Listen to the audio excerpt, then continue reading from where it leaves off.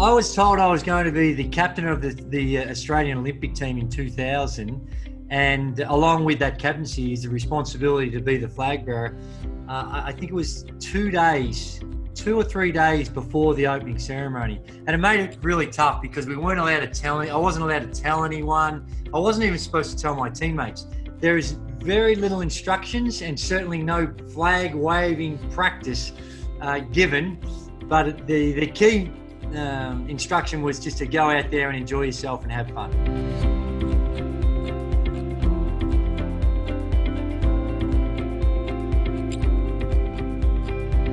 It's a long day. The opening ceremony is a long day. It probably would have been a good 3 or 4 hours that we were just sitting there watching the opening ceremony.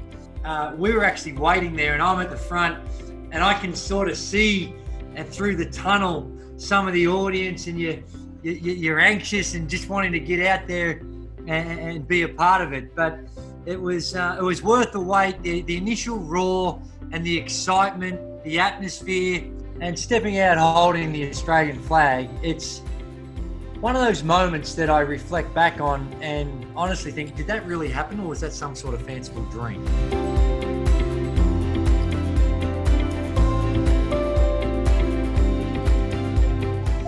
I guess from an athletic performance, the ones that stick out are our own performances of the Boomers. Although we never won a medal, we still played off for a medal and ended up finishing 4th. The performance of the Opals, who won a silver medal, which was extraordinary.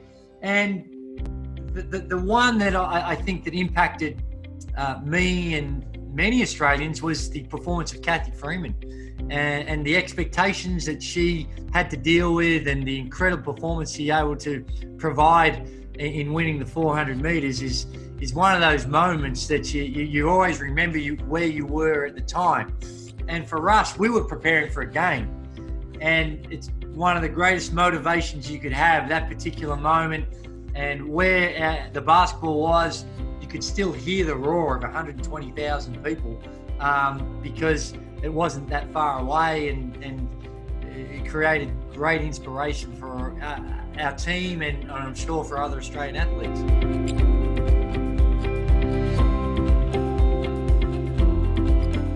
To see your name sit along some of the all-time greats, it's very humbling, and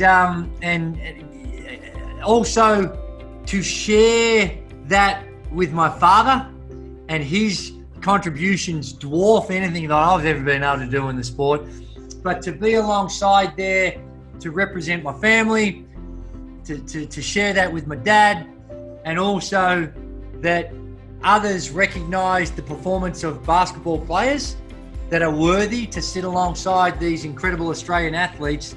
It's an amazing experience, and one that I'm very proud of, and grateful to have received that recognition.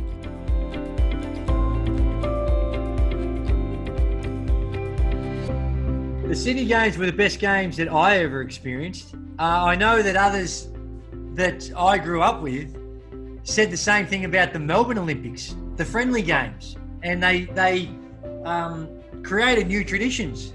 It was in the Melbourne Games that they decided that all athletes at the end should march at one. So we have made an incredible contribution as a nation to the Olympic movement and all the different things that go along with Olympism and the spirit of the games, those things that we were talking about before.